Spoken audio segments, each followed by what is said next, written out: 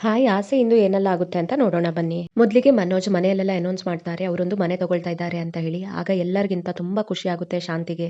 ಅದು ಅಲ್ಲದೆ ಇದೆಲ್ಲ ಸಾಧ್ಯವಾಗಿದ್ದು ನನ್ನ ಸೊಸೆಯಾದ ರೋಹಿಣಿಯ ಕಾಲ್ಗುಣ ಅಂತ ಹೇಳಿ ಶಾಂತಿ ಅವರು ಹೊಗಳ್ತಾರೆ. ಅದು ಅಲ್ಲದೆ ರೋಹಿಣಿ ನಿನ್ ಜೀವನದಲ್ಲಿ ಬಂದಾದ್ಮೇಲೆ ಅದೃಷ್ಟನೋ ಅದೃಷ್ಟ ಅಂತೇಳಿ ಶಾಂತಿ ಹೇಳ್ತಾ ಇರ್ಬೇಕಾದ್ರೆ ಅದೇ ಟೈಮು 7:30 ಆಯ್ತು ಅಂತ ಹೇಳ್ತಾನೆ ಸೂರ್ಯ. ಎಲ್ರು ಗಾಬರಿಯಿಂದ ಏನು ಅಂತೇಳಿ ನೋಡ್ಬೇಕಾದ್ರೆ ಅದೇ ಅಪ್ಪ ನಮ್ ಕ್ಯಾಮೆಗೆ ಹೋಗ್ಬೇಕಲ್ಲ ಟೈಮು 7:30 ಆಯ್ತು ಅಂತೇಳಿ ಹೇಳ್ತಾನೆ ಸೂರ್ಯ. ಆಗ ಮನೋಜ್ ಹೇಳ್ತಾನೆ ಟೈಮ್ ಅಂದ್ರೆ ನಮಗೂ ಇಂಪಾರ್ಟೆಂಟ್ ಅಪ್ಪ ನಾವು ತಗೋತಿರೋ ಹೊಸ ಮನೆಗೆ ನೀವೆಲ್ಲರೂ ಬರಬೇಕು ಅಂತ ಹೇಳಿ ಮನೋಜ್ ಹೇಳ್ತಾನೆ. ಆಗ ಶಾಂತಿ ಹೂನಪ್ಪ ನಾನ್ ನಿಮ್ ಜೊತೆನೇ ಇರೋದಲ್ವಾ ಅಂತೇಳಿ ಹೇಳ್ತಾಳೆ. ಆಗ ರೋಹಿಣಿ ಹೇಳ್ತಾಳೆ ಹೌದು ನಾವೆಲ್ಲರೂ ಒಟ್ಟಿಗೆ ಹೋಗಿ ಮನೆ ನೋಡೋಣ, ಅದು ಅಲ್ಲದೆ 2 ದಿನ ಎಲ್ರೂ ಜೊತೆಗಿಡೋಣ ಅಂತೇಳಿ ಹೇಳಿದಾಗ ಸೂರ್ಯ ಹೇಳ್ತಾನೆ ಏನು 2 ದಿನನಾ ಎಲ್ರೂ ಜೊತೆಗಿರೋದಾ ನಮ್ ಕೈಲಾಗಲ್ಲಪ್ಪೋಯ್ ಅಂತೇಳಿ ಹೇಳ್ತಾನೆ. ಮನೋಜ್ ಹೇಳ್ತಾನೆ ಸುಮ್ನೆ ಇರಲು ಸುಮ್ನೆ ಮನೆಗ್ ಬಾ ನೀನು ಅಂತ ಹೇಳ್ತಾ ಇರ್ಬೇಕಾದ್ರೆ ನೀನು ಬಂದ್ರು ನಾನ್ ನಮ್ಮನೇಲೇ ಇರ್ಸ್ಕೊಳಲ್ಲ ಅಂತ ಹೇಳಿದಾಗ ಸೂರ್ಯ ಹೇಳ್ತಾನೆ ಮತ್ತಿನ್ ಯಾವ ಚಂದಕ್ಕೋ ನಿಮ್ ಮನೆಗ್ ಬರ್ಬೇಕು ನಾನು ಅಂತೇಳಿ ಹೇಳ್ತಾನೆ. ಮನೋಜ್ ಹೇಳ್ತಾನೆ ಆ ಮನೆ ಓನರ್ ಹೇಳಿದ್ದಾರೆ ಒಂದ್ 2 ದಿನ ಬಂದು ಆ ಮನೇಲಿ ಇರಿ ನೀವು, ಆಗ ನಿಮ್ಗೆ ಹೇಗ್ ಫೀಲ್ ಆಗುತ್ತೆ ಮತ್ತೆ ಡಿಸೈಡ್ ಮಾಡಿ ಅಂತ ಹೇಳಿದ್ದಾರೆ, ಎಲ್ರು ಬೇಗ ರೆಡಿ ಆಗಿ ಅಂತ ಹೇಳ್ತಾನೆ. ಅದು ಅಲ್ಲದೆ ನಾನು 5 lakhs ಅಡ್ವಾನ್ಸ್ ಮಾಡಿದೀನಿ ಆಯ್ತಾ ಅಂತ ಹೇಳಿ ಮನೋಜ್ ಹೇಳ್ತಾ ಇರ್ಬೇಕಾದ್ರೆ ರವಿ ಹೇಳ್ತಾನೆ ನೀವೆಲ್ರೂ ಹೋಗ್ಬಿಟ್ಟು ಅಲ್ಲಿ ಇರ್ರಪ್ಪ ನಂಗೆ ಅಲ್ಲಿ ಇರಕ್ಕಾಗಲ್ಲ ಯಾಕಂದ್ರೆ ನಂಗೆ ರೆಸ್ಟೋರೆಂಟ್ ತುಂಬಾ ದೂರ ಆಗುತ್ತೆ ಅಂತೇಳಿ ಹೇಳ್ತಾನೆ. ಅದು ಅಲ್ಲದೆ ನಂಗೆ ರಜೆ ಬೇರೆ ಸಿಗಲ್ಲ ಅಂತ ಹೇಳಿ ರವಿ ಹೇಳ್ತಾ ಇರ್ಬೇಕಾದ್ರೆ ಶ್ರುತಿ ಹೇಳ್ತಾಳೆ ಸೇಮ್ ಹಿಯರ್ ನಂಗೂನು ಕೂಡ ಆಫೀಸ್ ತುಂಬಾ ದೂರ ಆಗುತ್ತೆ ಅಂತೇಳಿ ಹೇಳ್ತಾಳೆ. ಅದು ಅಲ್ಲದೆ ನಾನು ಡಬ್ಬಿಂಗನ್ನ ಕರೆಕ್ಟ್ ಟೈಮಲ್ಲಿ ನಾನು ಅವ್ರು ಕೊಟ್ಟಿಲ್ಲ ಅಂತಂದ್ರೆ ಟಿವಿ ಟೆಲಿಕಾಸ್ಟ್‌ಗೂ ಪ್ರಾಬ್ಲಮ್ ಆಗುತ್ತೆ. ನನ್ನ ಬದಲು ಬೇರೆ ಆರ್ಟಿಸ್ಟನ್ನ ನೋಡ್ಕೊಂಡ್ಬಿಡ್ತಾರೆ ಅಂತೇಳಿ ಹೇಳ್ತಾಳೆ. ನಾವೊಂದು ವೀಕೆಂಡು ನಿಮ್ಮ ಮನೆಗೆ ಬಂದು ಹೇಗಿದೆ ಅಂತ ನೋಡ್ಕೊಂಡ್ ಬರ್ತೀವಿ ಅಂತ ಹೇಳಿ ಶ್ರುತಿ ಹೇಳ್ತಾ ಇರ್ಬೇಕಾದ್ರೆ ಅವೆಲ್ಲ ನಂಗೆ ಗೊತ್ತಿಲ್ಲ ಕಣೋ ಓನರ್ ಬಂದು ಎಲ್ಲ ಫುಲ್ ಫ್ಯಾಮಿಲಿ ಜೊತೆ ಇರಿ ಅಂತೇಳಿ ಹೇಳಿದ್ದಾರೆ ಅಂತ ಹೇಳಿ ಮನೋಜ್ ಹೇಳ್ತಾನೆ. ಮನೆಯಲ್ಲೆಲ್ಲರೂ ಬೇಜಾರ್ ಮಾಡ್ಕೊಂಡಿರ್ಬೇಕಾದ್ರೆ ಸೂರ್ಯ ರವಿನ್ ಕರ್ಕೊಂಡು ಹೊರಗಡೆ ಬರ್ತಾನೆ. ಅದೇ ರೀತಿಯಲ್ಲಿ ಮೀನಾ ಶ್ರುತಿನ್ ಕರ್ಕೊಂಡು ಹೊರಗಡೆ ಬಂದು ಮಾತಾಡ್ತಾರೆ. ಸೂರ್ಯ ಹೇಳ್ತಾನೆ ಯಾಕೋ ರವಿ 2 ದಿನ ತಾನೇ ಮನೇಲಿರು ಅಂತ ಹೇಳಿದ್ದು ಅಡ್ಜಸ್ಟ್ ಮಾಡ್ಕೊಂಡಿರಕ್ ಆಗಲ್ವಾ ಅಂತ ಹೇಳಿ ಕೇಳ್ತಾನೆ. ಆಗ ರವಿ ಹೇಳ್ತಾನೆ ನಂಗೆ ಹಾಗಲ್ಲ ಲೀವ್ ಸಿಗಲ್ಲ ನಿಂಗೆ ಗೊತ್ತಿಲ್ವೇನೋ ಅಂತ ಹೇಳಿ ಹೇಳ್ತಾ ಇರ್ಬೇಕಾದ್ರೆ ಸೂರ್ಯ ಹೇಳ್ತಾನೆ ಅದ್ ನಂಗೆ ಅರ್ಥ ಆಗತ್ ಕಣೋ, ಆದ್ರೆ ಮನೋಜ್ ಏನ್ ಅನ್ಕೋತಾನೆ ಅವ್ನ್ ಮನೆ ತಗೊಂಡಿರೋದು ಇಷ್ಟ ಆಗಿಲ್ಲ ಅದಕ್ಕೆ ಇವ್ರು ಹಿಂಗ್ ಆಡ್ತಿದ್ದಾರೆ ಅಂತ ಅನ್ಕೊಳಲ್ವಾ ಅಂತೇಳಿ ಹೇಳ್ತಾನೆ ಸೂರ್ಯ. ರವಿ ಹೇಳ್ತಾನೆ ಅವ್ರು ಏನ್ ಬೇಕಾದ್ರೂ ಅನ್ಕೊಳ್ಳಿ ಐ ಡೋಂಟ್ ಕೇರ್, ನೀನ್ ಹೆಂಗೋ ಅವ್ರ ಮನೆಗೆ ಹೋಗೋಕೆ ಒಪ್ಕೊಂಡೆ ಅಂತೇಳಿ ಕೇಳ್ತಾನೆ ಸೂರ್ಯಗೆ. ಆಗ ಸೂರ್ಯ ಹೇಳ್ತಾನೆ ಅರ್ಥ ಮಾಡ್ಕೊಳ್ಳೋ ಅವ್ನು ಒಳ್ಳೆ ಮಲ್ಲಿಕ ಬಕ್ರ ಇದ್ದಂಗೆ ಅವ್ನು ಯಾರು ಎತ್ಕೊಂಡು ಹೋಗಿ ಏನಾದ್ರೂ ಮೋಸ ಮಾಡ್ಬಿಟ್ರೆ ಅಂತ ಹೇಳಿ ಅನ್ಕೋತಾ ಇದ್ದೀನಿ ಅಂತೇಳಿ ಹೇಳ್ತಾನೆ ಸೂರ್ಯ.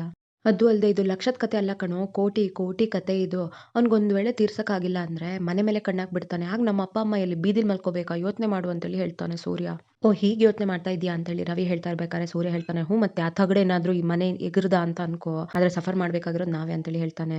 ಈ ಕಡೆ ಮೀನಾನು ಶ್ರುತಿಗೆ ಕನ್ವಿನ್ಸ್ ಮಾಡೋಕ್ ಟ್ರೈ ಮಾಡ್ತಾ ಇರ್ತಾಳೆ. 2 ದಿನ ತಾನೇ ಅಡ್ಜಸ್ಟ್ ಮಾಡ್ಕೊಳ್ಳೋಣ, ನನಗೂ ಕೂಡ ಹೂ ಕೊಡೋದಕ್ ಬರೋದಕ್ಕಿರುತ್ತೆ, ನಾನು ಒಂದ್ 2 ದಿನ ಒಂದ್ ಸ್ವಲ್ಪ ಅಡ್ಜಸ್ಟ್ ಮಾಡ್ಕೋತೀನಿ ಅಂತೇಳಿ ಹೇಳ್ತಾಳೆ. ಇನ್ನು ನಾವೇನಾದ್ರೂ ಅವ್ರ ಮನೆಗೆ ಹೋಗಿಲ್ಲ ಅಂತ ಅನ್ಕೋ, ರೋಹಿಣಿ ಮನೆ ತಗೋತಾ ಇದ್ದಾಳೆ ಅಂತೇಳಿ ಹೊಟ್ಟೆ ಉರಿ ನಾವ್ ಅದಕ್ಕೆ ಬಂದಿಲ್ಲ ಅಂತೇಳಿ ಅನ್ಕೋತಾಳೆ ಅಲ್ವಾ ಅಂತೇಳಿ ಹೇಳ್ತಾಳೆ. ಅವ್ರು ಹೀಗೆಲ್ಲ ಯೋಚನೆ ಮಾಡ್ತಾರ ನಾನು ಅನ್ಕೊಂಡೇ ಇರ್ಲಿಲ್ಲ ಅಂತ ಶ್ರುತಿ ಹೇಳ್ತಾಳೆ. ಅದೇನೇ ಆಗ್ಲಿ ನನ್ ಮೀನಾ ಮರಿ ಹೇಳಿದ್ರೆ ನಾನು ಏನಂದ್ರೂ ಕೇಳ್ತೀನಿ ಅಂತೇಳಿ ಶ್ರುತಿ ಹೇಳ್ತಾಳೆ. ಸರಿ ನಾನು ನಿಮ್ ಮನೆಗೆ ಬರ್ತೀನಿ ಅಂತ ಹೇಳಿ ಮನೋಜ ಮತ್ತೆ ಶ್ರುತಿ ಹೇಳಿದಕ್ಕೆ ಮನೋಜ್ ಫುಲ್ ಖುಷಿ ಆಗ್ತಾನೆ. ಆಗ ರಂಗನಾಥ್ ಅವ್ರು ಹೇಳ್ತಾರೆ ಮನೆಯಲ್ಲೆಲ್ಲರೂ ಒಪ್ಪಿಗೆ ಕೊಟ್ಟದನ್ನ ನೋಡಿ ನಂಗೆ ತುಂಬಾ ಖುಷಿ ಆಯ್ತು. ಅದು ಅಲ್ಲದೆ ನೀನು ತುಂಬಾ ದೊಡ್ಡ ಅಮೌಂಟ್ ಕೊಟ್ಟು ಆ ಮನೆಯನ್ನು ತಗೋತಾ ಇದೀಯಾ, ಆ ಮನೆಯಲ್ಲಿ ಏನಾದ್ರು ಲಿಟಿಗೇಷನ್ ಇದೆಯಾ ಅಂತ ಹೇಳಿ ಚೆಕ್ ಮಾಡಿಸ್ಕೊ ಆಯ್ತಾ ಅಂತ ಹೇಳಿ ಹೇಳ್ತಾರೆ ಮನೋಜ್ಗೆ. ಆಗ ಶಾಂತಿ ಹೇಳ್ತಾಳೆ ಶ್ರಾವಣ ಮಾಸ ಯಾವಾಗ ಪುರೋಹಿತ್ರೆ ಅಂತ ಅಂದ್ರೆ ಪುರೋಹಿತ್ರು ಹೇಳ್ತಾರಂತೆ ನಾಳೆಯಿಂದ ಆಷಾಢ ಶುರು ಅಂತ ಹೇಳಿ. ಹಂಗಾಯ್ತು ನಿಮ್ ಕತೆ, ಮನೋಜ ಏನ್ ಒಳ್ಳೆ ಕೆಲಸ ಮಾಡಕ್ ಹೋದ್ರು ನಿಮ್ದು ಈ ತರ ಖ್ಯಾತೆ ಇದ್ದಿದ್ದೆ ಅಂತೇಳಿ ಹೇಳ್ತಾಳೆ ರಂಗನಾಥ್ಗೆ. ಅದು ಅಲ್ಲದೆ ಶಾಂತಿ ಹೇಳ್ತಾಳೆ ಇದೇನು ನಮ್ ಕಾಲನಾ, ಈ ಕಾಲದಲ್ಲಿ ಹಂಗಲ್ಲ, ಈ ಕಾಲದಲ್ಲಿ ಏನಾದ್ರೂ ಒಂದು ಅಪರ್ಚುನಿಟಿ ಸಿಕ್ತು ಅಂತಂದ್ರೆ ಗಬಕ್ ಅಂತ ಹಿಡ್ಕೊಂಡ್ಬಿಡ್ಬೇಕು, ಏನ್ರಿ ನೀವು ಒಳ್ಳೆ ಅಂತೇಳಿ ಹೇಳ್ತಾಳೆ ಶಾಂತಿ.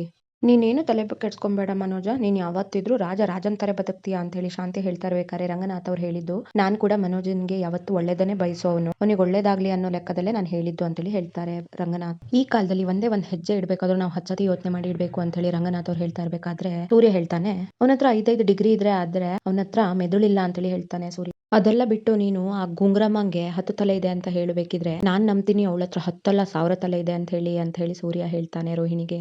ಕೋಪದಲ್ಲಿ ರೋಹಿಣಿ ಹೇಳ್ತಾಳೆ ಯಾಕೆ ನನ್ನನ್ನು ಯಾವಾಗ್ಲೂ ಚುಡಾಯಿಸ್ತಾ ಇರ್ತೀರಾ ನೀವು ಅಂತ ಹೇಳಿ ಹೇಳ್ತಾಳೆ. ಆಗ ಸೂರ್ಯ ಹೇಳ್ತಾನೆ ನಾನು ಹೇಳಿದ್ರೆ ಬೇಜಾರ್ ಮಾಡ್ಕೋಬಾರ್ದು, ನಂಗೆ ನಿಮ್ಮ ನೋಡಿದ್ರೆ ಹಾವ್ರವಣಿ ನೋಡ್ದಂಗ್ ಆಗುತ್ತೆ ಅಂತೇಳಿ ಹೇಳ್ತಾನೆ. ಆಗ ರೋಹಿಣಿ ಹೇಳ್ತಾಳೆ ನೋಡಿದ್ರ ಮಾವ ಎಷ್ಟು ಚೀಪಾಗಿ ಮಾತಾಡ್ತಾ ಇದ್ದಾನೆ ಸೂರ್ಯ ನನ್ನ ಮೇಲೆ ಅಂತೇಳಿ ಹೇಳ್ತಾನೆ. ಯಾಕೋ ಹಿಂಗೆಲ್ಲ ಮಾತಾಡ್ತೀಯ ಅಂತೇಳಿ ರಂಗನಾಥ್ ಅವ್ರು ಕೇಳಿದಾಗ ಸೂರ್ಯ ಹೇಳ್ತಾನೆ ಅಪ್ಪೋಯ್ ಅವಳ ನನ್ನ ಬಗ್ಗೆ ಏನ್ ಅನ್ಸುತ್ತೆ ಅಂತ ಕೇಳಿದಕ್ಕೆ ನಾನು ಸತ್ಯ ಹೇಳಿದ್ರೆ ನಂಗೆ ಮೈ ಮೇಲೆ ಎಗುರು ಬೀಳ್ತಾಳೆ ಅಂತೇಳಿ ಹೇಳ್ತಾನೆ. ನಾನು ಏನಾದ್ರೂ ಈ ಅಮ್ಮಂಗೆ ಟ್ರೈನ್ ಹೋದ್ಮೇಲೆ ಸಿಕ್ಕಿರೋ ಟಿಕೆಟ್, ಮೋಟರ್ ಕೆಟ್ಟೋಗಿರೋ ಸ್ವಿಚ್ ಬಾಕ್ಸ್ ಅಂತ ಏನಾದ್ರು ಹೇಳಿದ್ನಾ ಅಂತೇಳಿ ಸೂರ್ಯ ಹೇಳ್ತಾನೆ. ಆಗ ಶಾಂತಿ ಹೇಳ್ತಾಳೆ ಬಿಟ್ಬಿಡಮ್ಮ ರೋಹಿಣಿ, ಸುಮ್ನೆ ಅವನ ಹತ್ರ ಯಾಕೆ ಜಗಳ ಕಾಯ್ತೀಯಾ, ಅವ್ನ್ ಹಂಗೆ ನಿಂಗೆ ಗೊತ್ತಿಲ್ವಾ ಅಂತೇಳಿ ಹೇಳ್ತಾಳೆ. ಅದು ಅಲ್ಲದೆ ಏನಮ್ಮ ಮೀನಾ ಎಲ್ರು ಮನೆ ಮಂದಿ ಎಲ್ಲ ಡಿಸ್ಕಷನ್ ಮಾಡ್ತಾ ಇರ್ಬೇಕಾದ್ರೆ ನೀನ್ ಒಳ್ಳೆ ಹೋಗಿ ಎಲ್ಲರಿಗೂ ಕಾಫಿ ತಗೊಂಬಾ ಅಂತೇಳಿ ಹೇಳ್ತಾರೆ. ಎಲ್ಲರಿಗೂ 2 ಚಮಚ ಜಾಸ್ತಿನೇ ಸಕ್ಕರೆ ಹಾಕು ಆಯ್ತಾ? ಯಾಕಂದ್ರೆ ಅಷ್ಟು ಸಕ್ಕರೆ ಆಗಿರುವಂತ ವಿಷ ಸಿಕ್ಕಿದೆ ಅಂತ ಹೇಳ್ತಾ ಇರ್ಬೇಕಾದ್ರೆ ಮೀನಾ ಹೇಳ್ತಾಳೆ, "ಸರಿ ನಾನು ಎಲ್ಲರಿಗೂ ಕಾಫಿ ಮಾಡ್ತೀನಿ. ಆದ್ರೆ ನಿಮ್ ಹಿರಿ ಮಗಂಗೆ ನಾನೇನು ಮಾಡ್ಕೊಡಲ್ಲ. ಬೇಕಿದ್ರೆ ನೀವೇ ಮಾಡ್ಕೊಡಿ ಆಯ್ತಾ?" ಅಂತ ಹೇಳಿ ಮೀನಾ ಹೊರಟ್ಬಿಡ್ತಾಳೆ. ಆಗ ಸೂರ್ಯ ಹೇಳ್ತಾನೆ, "ಇದು ನನ್ನ ಹೆಂಡತಿ ಅಂದ್ರೆ" ಅಂತ ಹೇಳ್ತಾನೆ. ಈ ಕಡೆ ಮೀನಾ ಅಮ್ಮನ ದೇವಸ್ಥಾನದಲ್ಲಿ ಮೀಟ್ ಮಾಡ್ತಾಳೆ. ಅಮ್ಮಂಗೆ ದುಡ್ಡು ಕೊಡ್ತಾಳೆ, ಕನಕಂಗೆ, ತಮ್ಮಂಗೆ ಎಲ್ಲರಿಗೂ ದುಡ್ಡು ಕೊಡ್ತಾಳೆ. "ಯಾಕೆ ದುಡ್ಡು ಕೊಡ್ತಾ ಇದ್ದೀಯಾ?" ಅಂತ ಹೇಳಿ ಕನಕ ಕೇಳ್ತಾಳೆ. "ಇದು ನನ್ನ ಫಸ್ಟ್ ಆರ್ಡರ್ ಅಲ್ಲಿ ಬಂದಿರೋ ಲಾಭ" ಅಂತ ಹೇಳಿ ಮೀನಾ ಹೇಳಿದಾಗ ಅಮ್ಮ ಹೇಳ್ತಾಳೆ, "ಯಾಕಮ್ಮ ಈ ದುಡ್ಡನ್ನೆಲ್ಲ ನಿಂಗೆ ಇಟ್ಕೊಳ್ಳಕ್ಕಾಗಲ್ವಾ?" ಅಂತ ಹೇಳಿದ್ದಕ್ಕೆ ಹೇಳ್ತಾಳೆ, "ನಂಗೇನೋ ಕೊಡ್ಬೇಕು ಅಂತ ಅನ್ಸ್ತು ಅಷ್ಟೇ" ಅಂತೇಳಿ ಹೇಳ್ತಾಳೆ ಮೀನಾ. "ಈ ದುಡ್ಡನ್ನ ಅವತ್ತೇ ನಾನು ನಿಮ್ಗೆ ಕೊಡ್ಬೇಕು ಅಂತ ಅನ್ಕೊಂಡೆ. ಆದ್ರೆ ನಮ್ಮ ಮನೆಯವ್ರು ಕಾಣ್ತಾ ಇರ್ಲಿಲ್ವಲ್ಲ, ಅದಕ್ಕೆ ಕೊಡಕ್ಕಾಗಿರ್ಲಿಲ್ಲ" ಅಂತ ಹೇಳ್ತಾ ಇರ್ಬೇಕಾದ್ರೆ ಮಂಜ ಕೇಳ್ತಾನೆ, "ಬಾವ ಟ್ರಿಪ್‌ಗೆ ಹೋಗಿದ್ರಲ್ವಾ? ತಿರುಪತಿಗೆ ಹೋಗಿ ಬಂದ್ರಲ್ವಾ?" ಅಂತೇಳಿ ಹೇಳ್ತಾನೆ. "ಹೌದು. ಆದ್ರೆ ಅವ್ರು ನನ್ನ ಹತ್ರ ಹೇಳಿ ಹೋಗಿರ್ಲಿಲ್ಲ.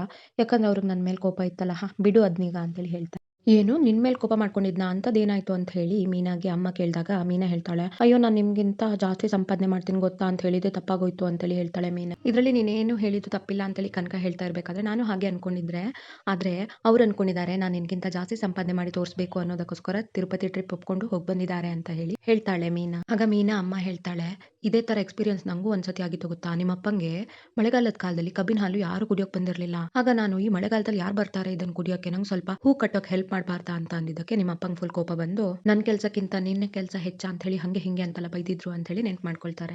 ಅದು ಅಲ್ಲದೆ ಒಂದು ವಾರ ನಿಮ್ಮಪ್ಪ ನನ್ನ ಹತ್ರ ಮಾತಾಡಿಲ್ಲ ಅಂತ ಹೇಳಿ ಹೇಳ್ತಾ ಇರ್ಬೇಕಾದ್ರೆ ಮೀನಾ ಹೇಳ್ತಾಳೆ, "ಪರವಾಗಿಲ್ಲ ನನ್ನ ಗಂಡ ಅದೇ ದಿನ ರಾತ್ರಿ ಮಾತಾಡಿದ್ರು" ಅಂತ ಹೇಳಿ ಹೇಳ್ತಾಳೆ.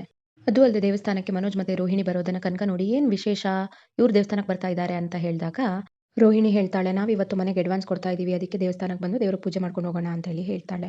ಆಗ ಮೀನಾ ಹೇಳ್ತಾಳೆ, "ಸರಿ ಮೊದಲು ದೇವ್ರಿಗೆ ಅರ್ಚನೆ ಮಾಡಿ ಆಮೇಲೆ ಅಡ್ವಾನ್ಸ್ ದುಡ್ಡು ಕೊಡಿ" ಅಂತ ಹೇಳಿದಾಗ ಅದ್ದಂಗೆ ಗೊತ್ತು ಅಂತೇಳಿ ರೋಹಿಣಿ ಹೇಳ್ತಾಳೆ. "ಬನ್ನಿ ಅರ್ಚಕರಿಗೆ ನಾನು ಹೇಳ್ತೀನಿ" ಅಂತ ಮೀನಾ ಹೇಳಿದಾಗ, "ನಿಮ್ಮ ರೆಕಮೆಂಡೇಶನ್ ಇಲ್ಲೂ ಬೇಕಾ?" ಅಂತೇಳಿ ಹೇಳ್ತಾಳೆ ರೋಹಿಣಿ. ಅಂದ್ರೆ ದೇವ್ರಿಗೆ ರೆಕಮೆಂಡೇಶನ್ ಬೇಕಾಗಿಲ್ಲ ಅಂತ ಅನ್ಕೋತೀನಿ ಅಂತ ಹೇಳಿ ರೋಹಿಣಿ ಹೇಳ್ತಾ ಇರ್ಬೇಕಾದ್ರೆ, "ಅದು ಸರಿ" ಅಂತ ಹೇಳಿ ಮೀನಾ ಹೇಳ್ತಾಳೆ. ಆಗ ಮೀನಾ ಅಮ್ಮ ಬೇರೆ ಹೇಳ್ತಾಳೆ, "ನಿಮ್ಮ ಹತ್ರ ಹೂವಿನ ಹಾರ ಬೇರೆ ಇದೆ. ನನ್ನ ಅಂಗಡಿಯಲ್ಲೇ ತಗೊಂಡಿದ್ರೆ ನಾನು ಫ್ರೀಯಾಗಿ ಕೊಡ್ತಾ ಇದ್ದಮ್ಮ" ಅಂತ ಹೇಳಿದಾಗ, "ದೇವ್ರಿಗೆ ನಾವು ಫ್ರೀಯಾಗಿ ಅರ್ಪಿಸೋದು ಬೇಡ ಅಂತ ಹೇಳಿನೇ ಬೇರೆ ಅಂಗಡಿಯಿಂದ ತಂದಿದ್ದು" ಅಂತೇಳಿ ಹೇಳ್ತಾಳೆ ರೋಹಿಣಿ. "ಸರಿ ಬನ್ನಿ ಮನೋಜ್ ನಾವು ದೇವಸ್ಥಾನಕ್ಕೆ ಹೋಗೋಣ" ಅಂತ ಹೇಳಿ ಹೊರಟ್ಬಿಡ್ತಾಳೆ ರೋಹಿಣಿ. ಆಗ ಮೀನಾ ಅಮ್ಮ ಹೇಳ್ತಾರೆ, "ಏನೇ ಈ ಹುಡುಗಿ ಹಿಂಗ್ ಮಾತಾಡ್ತಾ ಇದ್ದಾಳೆ? ನಾವುನು ನಿಮ್ಮ ಮನೆಯವರು ಅಂತ ಹೇಳಿ ಭಾವನೆನೇ ಇಲ್ವಲ್ಲ, ಹೊರಗಿನವ್ರ ತರ ಟ್ರೀಟ್ ಮಾಡ್ತಾಳೆ ಇವಳು" ಅಂತೇಳಿ ಹೇಳ್ತಾರೆ. ಆಗ ಮೀನಾ ಹೇಳ್ತಾಳೆ, "ನಾವೆಲ್ಲ ಒಂದೇ ಅನ್ನೋ ಭಾವನೆ ಅವಳ ಮನಸ್ಸಲ್ಲಿ ಇರ್ಬೇಕಲ್ವಾ, ನೀನೇನು ಬೇಜಾರು ಮಾಡ್ಕೋಬೇಡ, ಬಿಟ್ಟು ಹಾಕು" ಅಂತೇಳಿ ಹೇಳ್ತಾಳೆ. ಕನಕ ಕೇಳ್ತಾಳೆ, "ಏನಕ್ಕ ಎಗ್ರಿಮೆಂಟ್ ಹತ್ರ ಮಾತಾಡ್ತಾ ಇದ್ರಲ್ಲ" ಅಂತ ಹೇಳಿದಾಗ ಮೀನಾ ಹೇಳ್ತಾರೆ, "ಅವಳು 3 ಕೋಟಿ ಮನೆ ತಗೋತಾ ಇದ್ದಾರೆ" ಅಂತ ಹೇಳಿದಾಗ ಮಂಜ, "ಏನು 3 ಕೋಟಿದ" ಅಂತೇಳಿ ಹೇಳ್ತಾನೆ. ಆಗ ಕನಕ ಹೇಳ್ತಾಳೆ, "ಈಗ್ಲೇ ಅವ್ರ ಕಾಲು ನೆಲದ ಮೇಲೆ ನಿಲ್ತಾ ಇಲ್ಲ, ಇನ್ ಮುಂದಿನ ಹೆಂಗೋ" ಅಂದಾಗ ಮೀನಾ ಬೈತಾಳೆ, "ನಿಂಗೆ ಯಾಕೆ ಅವೆಲ್ಲ, ಸುಮ್ನೆ ಇರು" ಅಂತೇಳಿ ಬೈತಾಳೆ. "ಅದೆಲ್ಲ ಇರ್ಲಿ, ನೀನೇನ್ ಯೋಚನೆ ಮಾಡ್ತಾ ಇದೀಯಾ ಅಮ್ಮ" ಅಂತ ಹೇಳಿ ಮೀನಾ ಕೇಳಿದಾಗ ಮೀನಾ ಅಮ್ಮ ಹೇಳ್ತಾರೆ, "ಅದು ನೀನ್ ಒಳ್ಳೆ ಕೆಲ್ಸಕ್ಕೆ ಬಂದಿದ್ದಾರೆ ಅಂತ ಬೇರೆ ಹೇಳ್ತಾ ಇದ್ದಿ, ದೇವ್ರಿಗೆ ಅಭಿಷೇಕಕ್ಕೆ ತಂದಿರೋ ನೀರ್ ಬೇರೆ ಚೆಲ್ಲೋಯ್ತಲ್ಲ, ಆ ರೋಹಿಣಿ ಕಾಲ್ ತಗ್ಲಿ ಅದ್ರ ಬಗ್ಗೆ ಯೋಚನೆ ಮಾಡ್ತಾ ಇದ್ದೆ" ಅಂತೇಳಿ ಹೇಳ್ತಾಳೆ. "ಇದೆಲ್ಲ ಒಳ್ಳೆ ಶಕುನ ಅಲ್ಲ" ಅಂತ ಹೇಳಿ ಮೀನಾ ಅಮ್ಮ ಹೇಳಿದಾಗ, "ಹಿಂಗಂತ್ಯಾ" ಅಂತ ಹೇಳಿ ಹೇಳ್ತಾಳೆ. ಆಗ ಮೀನಾ ಹೇಳ್ತಾಳೆ, "ಸರಿ ನೀವೆಲ್ಲ ಇಲ್ಲೇ ಇರಿ, ನಾನು ಅಡ್ವಾನ್ಸ್ ನ ಬೇರೆ ದಿನ ಕೊಡಿ ಅಂತ ಹೇಳಿ ರೋಹಿಣಿಗೆ ಹೇಳಿ ಬರ್ತೀನಿ" ಅಂತ ಹೇಳಿದಾಗ ಮೀನಾ ಅಮ್ಮ ಹೇಳ್ತಾರೆ, "ಬೇಡ ಬೇಡ, ನಾವೇನಾದ್ರೂ ಹೇಳಿದ್ರೆ ತಪ್ಪು ತಿಳ್ಕೊಂಡಾರು, ಏನಾಗುತ್ತೋ ಆಗ್ಲಿ ಬಿಡು, ದೈವ ಇಚ್ಛೆ" ಅಂತೇಳಿ ಹೇಳ್ತಾರೆ. ಮೀನಾ ಅಮ್ಮ ಹೇಳ್ತಾರೆ, "ಅವರು ದೇವಸ್ಥಾನಕ್ಕೆ ಬಂದು ಹೋದ್ಮೇಲೆ ನೀನ್ ಮತ್ತೆ ದೇವ್ರ ಹತ್ರ ಹೋಗಿ ಕೇಳ್ಕೊ, ಅವ್ರು ಮಾಡ್ತಿರೋ ಕೆಲಸದಲ್ಲಿ ಯಾವುದೇ ರೀತಿ ವಿಘ್ನ ಬರಬಾರ್ದು ಅಂತ ಬೇಡ್ಕೊಂಡು ಒಂದ್ ಕಾಯಿ ಹೊಡಿ" ಅಂತೇಳಿ ಹೇಳ್ತಾರೆ. ಸರಿ ಅಂತ ಮೀನಾ ಒಪ್ಕೊಳ್ತಾಳೆ. ಈ ಕಡೆ ಮನೋಜ್ ಮನೆ ಅಡ್ವಾನ್ಸ್ 5 lakhs ಅನ್ನು ಮನೆ ಓನರ್ಗೆ ಕೊಡ್ತಾ ಇರ್ತಾರೆ. ಇನ್ನು ಉಳಿದಿದ್ದ 25 ಲಕ್ಷನ ನಮ್ಮ ಸಬ್ ಡೀಲರ್ ಇಂದ ದುಡ್ಡು ಬಂದ ತಕ್ಷಣ ನಿಮ್ಗೆ ಕೊಡ್ತೀನಿ ಅಂತೇಳಿ ಹೇಳ್ತಾನೆ.